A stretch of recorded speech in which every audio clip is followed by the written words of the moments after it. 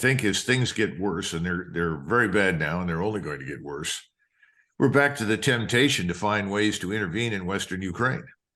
As it becomes clear this Ukrainian state apparatus is collapsing. And remember, we own it. We pay for everything. We own the government. We're keeping the economy going. We're paying the troops, the bureaucrats, everything. So once that weakens, I mean, the whole thing is going to fall like a house of cards. So I worry that someone will say, well, let's go in, with our own forces. The Russians wouldn't dare to challenge us. And of course, they're wrong. I think for many Russians who are extremely angry with us and the terrible damage that we have caused them by turning Ukraine into this platform for attack against Russia, they would welcome the opportunity to crush any U.S. forces that intervened, or for that matter, any NATO forces that did. So I hope we put that out of our minds, but I worry about that. Would that be like a coalition of nations, or specifically like Poland, or who do you think might make a move? And could they justify, like Poland saying, hey, this used to be our territory anyway, we're kind of just taking it back now that Ukraine can't stand on its own two legs? Well, everybody in Eastern Europe can make that assertion and have some credibility. I mean, if you go to this thing they call Kaliningrad, which is the very corner of East Prussia, that was German from about 1220 onwards. So you're talking, 850 years nonstop German. It's now part of Russia, thanks to FDR. Stalin, as his armies moved west, said, hey, we'd really like to have that port in the Baltic. Do you have any objections? And FDR said, no, of course not, Joe, take it. So now we have Russians sitting there where no one in their right mind wanted them. But the bottom line is that, sure, you can always find the Hungarians, the Poles, any numbers of people that have controlled territory that's now under somebody else's authority. So that's part of it. But I think the bigger issue is this. Whenever we go anywhere, we always go as a quote unquote coalition. We have that as the fig leaf of legitimacy. But the truth is that other than the Poles, maybe some Romanians, although I have my doubts, and maybe a few Brits, the United States is going to be on its own if it goes into Western Ukraine. Now, it could be some of the Lithuanians want to go along. I don't know. That could be. But even in Poland, the enthusiasm for this fiasco is waning. The most recent polling data says that the Poles are tired of being overwhelmed by Ukrainian refugees. They're openly talking about the Ukrainianization of their country, which they dislike intensely.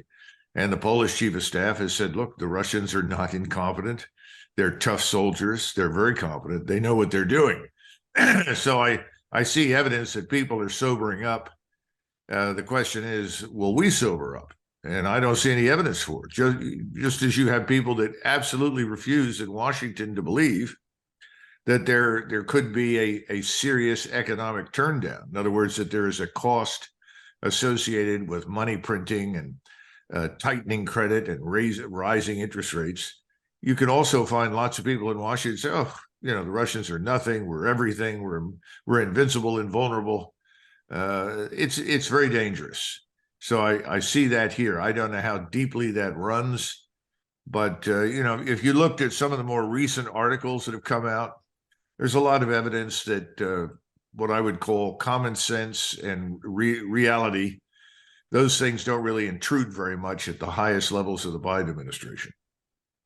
Yeah. Well, if Europe doesn't make a move, we sure know that Wall Street is going to make a move. BlackRock is already meeting with Zelensky and talking about how they can, revitalize, bring life back, and how there's just so much money to be made. And I find it disgusting how, they look at this as just such a great money-making opportunity when there's human life on the line. Well, remember, the people that you're talking about here in Washington, or the financiers in Europe and the United States, whether it's Soros or Larry Fink at BlackRock, they're not interested in Ukrainians. They could care less. They have been very hopeful that Russia could be destroyed so that they could strip Russia of its resources.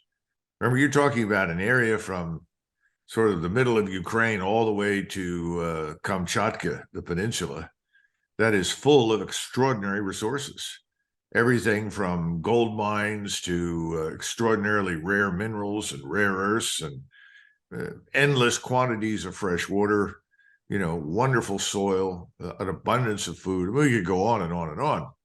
So I think that's really been behind much of what we see in this sort of proxy war waged against Russia. Now, I don't see any evidence that Russia is going to collapse, and I think Putin will probably be president long after Biden has vanished from the scene. But it's still dangerous, and we'll have to see what happens to the rest of Ukraine. But you've just hit on a very important point that all the people viewing this should keep in mind. If you're a Russian right now and you look at the situation, you've taken, contrary to what the mainstream media says, comparatively few casualties. I mean, you have an exchange rate of about 1 Russian killed for every 7 Ukrainians killed. So that's a pretty favorable ratio. Nobody likes to lose anybody in war, but that's a good position to be in. Just as Ukraine is now scraping the bottom of the barrel, running out of manpower, they're actually dragging back about 30 to 35,000 Ukrainians training in Germany, Canada, the United States, the Czech Republic, other places, back to Ukraine to become the foundation for this so-called counteroffensive that they want to, execute. And the rest of them, though, unfortunately, are just being shanghaied into the military. You're talking about a lot of young boys, a lot of old men, and so forth. Russia's in a different position. Russia's stronger than ever. Russia is actually peaking in its capability. If you look at its forces, they've really learned a great deal over the last year plus. In other words, if we look at the initial Russian forces that went in, like any army that has not seen action for a very long time, they made mistakes. But they learned from those mistakes. And there's a great report out from the Royal United Services Institute. It still has stupid things in it about the Russians lacking initiative and all that, but brush that aside and just look at what they talk about in terms of adaptation and innovation. And you see that the Russians have really produced a very, very fine force. And they're better now than they've ever been, and they're larger now than they've ever been, and they have more modern equipment, more experience. So when they are finally released and allowed to execute, and I think they're waiting for the Ukrainians to expel, sort of exhaust the last forces at their disposal on another pointless counterattack.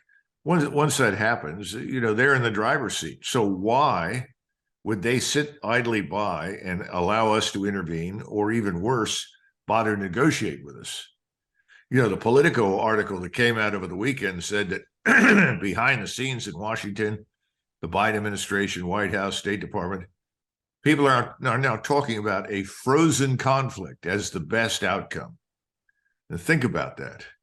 These are people in Washington who want to turn Ukraine into Korea, create a DMZ, and of course, then they want to park their forces in Western Ukraine on the other side of the Dnieper River, staring at the Russians. Or better yet, if the Russians would accept such a thing, they'll cross the river up in northern Ukraine and sit there. Russians will never accept that.